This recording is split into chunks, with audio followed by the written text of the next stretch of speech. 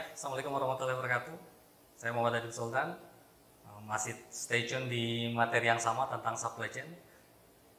Kali ini kita akan membahas tentang bagaimana membahas tentang strategi rantai pasokan. Kita tahu bahwa manajemen rantai pasokan, atau saya pernah membahas bahwa disebut sebagai supply chain management, yaitu sebuah sistem pengelolaan untuk mengkoordinasikan semua elemen pengiriman produk dari pemasok ke konsumen akhir dengan menggunakan teknologi informasi. Dalam sebuah proses bisnis, rantai pasok sangat penting sebab meliputi keseluruhan proses dari mulai riset pasar, menentukan produk, merumuskan strategi produk dan pemasaran, mengurasi proses suplai bahan baku produksi, proses produksi sampai mendistribusikan pada konsumen akhir semua. Dan itu dipikirkan semua oleh pihak manajemen dalam posisinya masing-masing.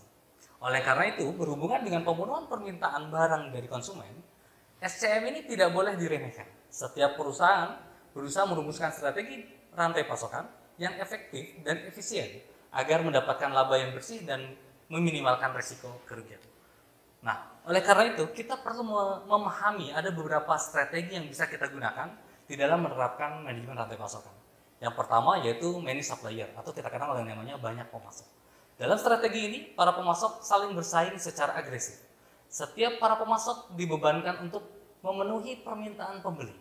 Walaupun setiap supplier menggunakan banyak pendekatan negosiasi dalam strategi ini, tapi hubungan jangka pendek menjadi tujuan utamanya. Sehingga tanggung jawab dibebankan pada pemasok untuk mempertahankan keahlian, biaya teknologi, kemampuan forecast, kualitas, dan pengiriman. Lalu kemudian kita bahas tentang strategi yang kedua yaitu few supplier atau kita kenal dengan namanya sedikit pemasok. Implementasi strategi ini adalah perusahaan menjalin hubungan jangka panjang dengan para supplier dengan komit tentunya. Bagaimana komitmen ini kita bangun antara perusahaan dengan supplier. Dengan cara ini, supplier cenderung lebih memahami sasaran-sasaran luas dari perusahaan dan konsumen akhir. Bekerja sama hanya dengan beberapa pemasok akan menciptakan nilai yang memungkinkan pemasok mempunyai skala ekonomis dan kurva yang menghasilkan biaya produksi dan biaya transaksi yang lebih rendah tentunya.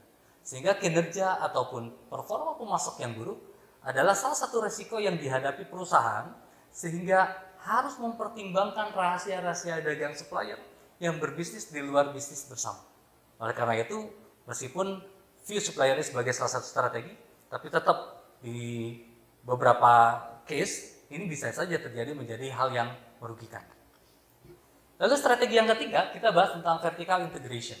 Vertical integration itu artinya pengembangan kemampuan memproduksi barang atau jasa yang sebelumnya dibeli atau dengan benar-benar membeli dari distributor atau pemasok. Itu kita sebut sebagai vertical integration. Vertical integration ini dapat berupa, pertama bicara masalah backward integration atau integrasi ke belakang. Yaitu penguasaan kepada sumber daya, misalnya perusahaan mobil mengakuisisi pabrik ban atau pabrik baja. Nah, sehingga kalau bicara vertical integration, maka kita akan melakukan yang namanya integrasi ke belakang. Ya. Nah, lawannya yaitu bicara masalah forward integration atau integrasi ke depan. Penguasaan kepada konsumennya, misalnya perusahaan mobil mengakuisisi dealer yang semula hanya sebagai distributor. Jadi kebayang teman-teman semua, ketika bicara masalah vertical integration, maka baik itu ke belakang atau backward integration maupun forward integration itu akan dikuasai oleh satu perusahaan. Dan ini padahalnya sebetulnya sangat lumrah sekali. Tujuannya buat apa? Memastikan bahwa produk yang diciptakan memiliki kualitas yang bagus dan produk yang diciptakan itu akan sampai secara baik lewat konsumen. Berikutnya, strategi yang keempat yaitu Keiretsu Network. Perusahaan-perusahaan manufaktur ini banyak yang mengambil jalan tengah antara membeli dari sedikit pemasok dan mereka juga melakukan yang namanya vertical integration dengan cara seperti mendukung secara keuangan supplier melalui pinjaman atau kepemilikan. Jadi seolah-olah bahwa si supplier tersebut kita berikan satu modal, gitu kan?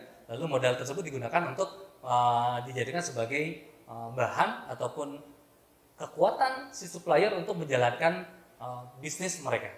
Pemasok kemudian menjadi bagian dari koalisi perusahaan yang lebih dikenal dengan Keiretsu. Ya, hubungan keanggotaannya dia bersifat tentunya jangka panjang.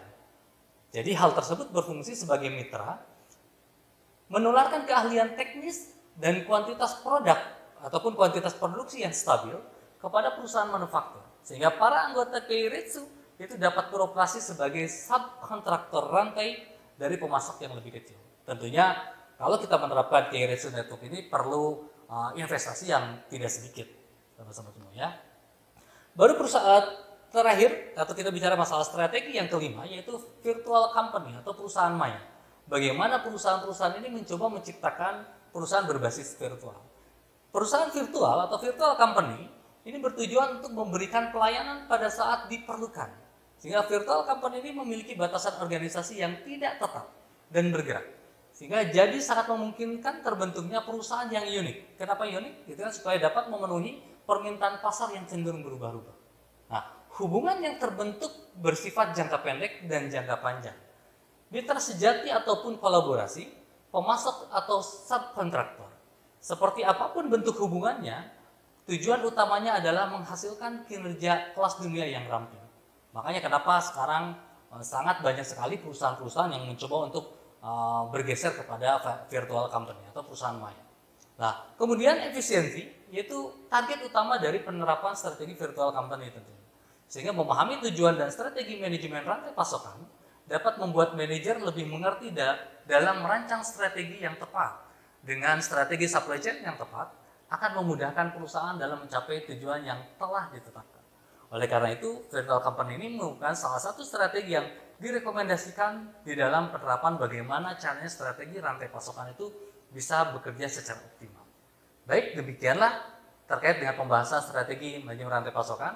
Kita akan ketemu lagi di materi yang lain. Selalu semangat. Terima kasih. Assalamualaikum warahmatullahi wabarakatuh.